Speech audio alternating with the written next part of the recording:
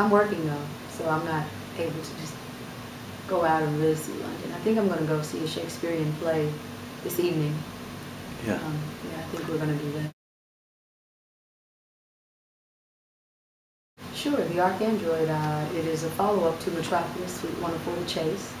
It's a 4-part series, and this is Suites 2 and 3 combined, which make up my first full-length album. It's an emotion picture for the mind. We wanted the album to evoke emotions that we just hadn't been in touch with in a long, long, long time. It deals with the Archandroid. There was a quote from Metropolis, which slangs Metropolis, that said the mediator between the mind and the hands is the heart. And I consider myself the heart, the music that I create the heart, to unite us, not to divide us, to be the mediator between the oppressed and the oppressor, the haves and the have-nots, the minority and the majority. And the music was written for the people to uplift them, inspire them, to be their choice of drug, if you will. So that's just a little bit about it. If you listen from the beginning to the end, I think you'll be in for a very transformative experience. But you have to listen from the beginning to the end.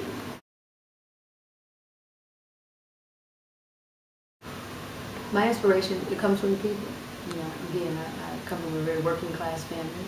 My mother was a janitor, my father still drives trash trucks, and my stepfather, who's just like my father, works at the post office now. And so I wear a uniform paying homage to them, my black and white tuxedo.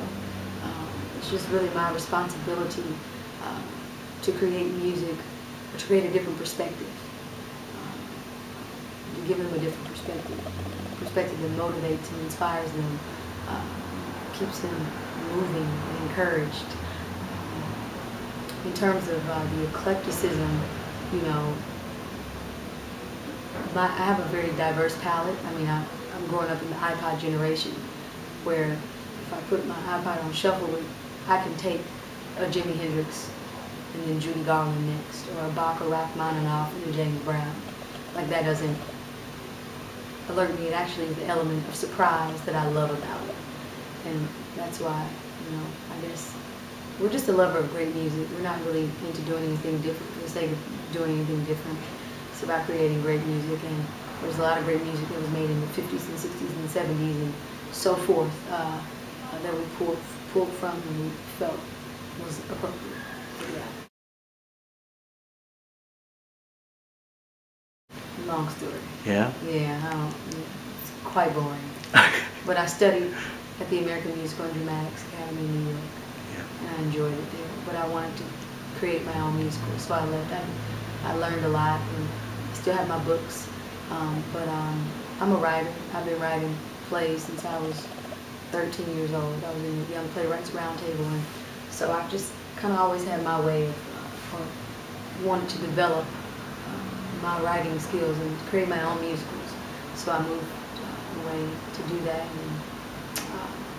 And Atlanta, you know, no real special reason, you know, but I think it was a good place to start. One of the best decisions I made was to move there, because I was able to start my own business as an independent artist. When I first moved there, I was living in a boarding house with 5 other girls. And I was literally selling my CD, The Audition, an independent release that I pressed up out of my house. You know, and I was working at Office Depot, and I had just gotten fired for using the computer to respond back to one of my supporters for buying the song. And Big Boi heard it, and he put it out. Big Boi got ass.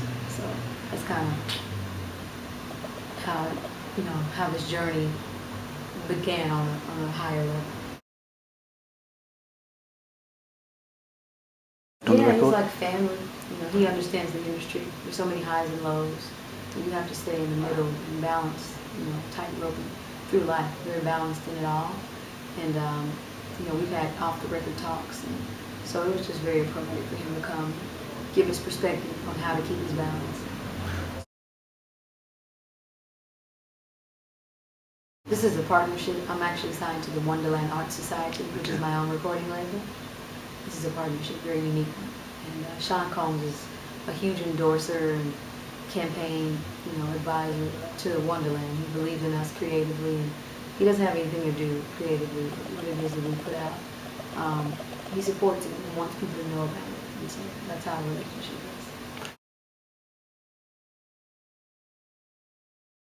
I didn't have a whole lot of influences growing up. There were a lot of great singers, but I was too busy in talent showcases and writing, and I didn't really have time to get into artists. Of course, I loved like Lauryn Hill. She was an inspiration to me for a woman role model.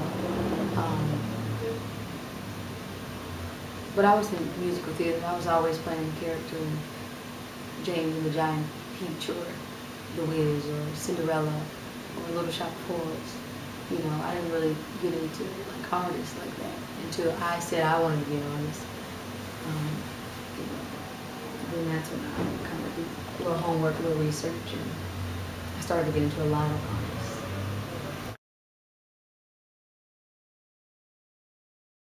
My freedom. My freedom as an artist to express myself and to make mistakes and to try out new ideas, I think it's important for artists to go through those moments of writing bad songs or whatever to get to the great stuff. And if I didn't have that process to be able to freely express myself and try out stuff and fly, it's just a very hateful thing to do to somebody, to take away their freedom.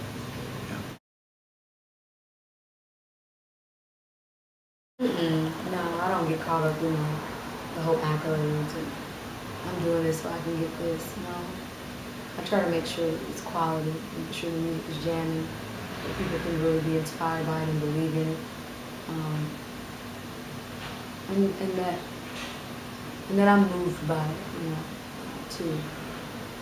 As long as those things are in place, then I think everything else would just be Easter eggs. So.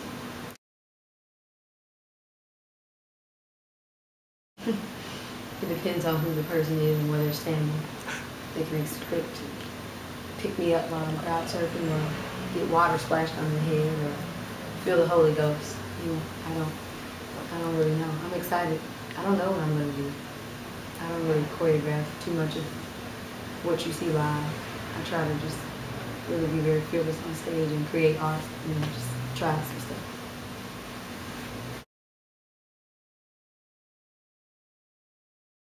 Right now, we are working on a visual for every song on the Archandroid with a very strong narrative. So we're creating our movie, if you will. The graphic novel, the Archandroid, will be coming out. We're already finished with the illustrations by Chad Weatherford and Chuck, and I wrote the graphic novel. And I'm going to be on tour, co-headlining with Of Montreal, who they're on my album and I'm on their album.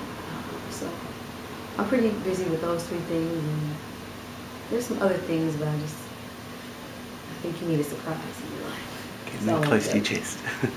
Keeping them close to your chest. Yeah.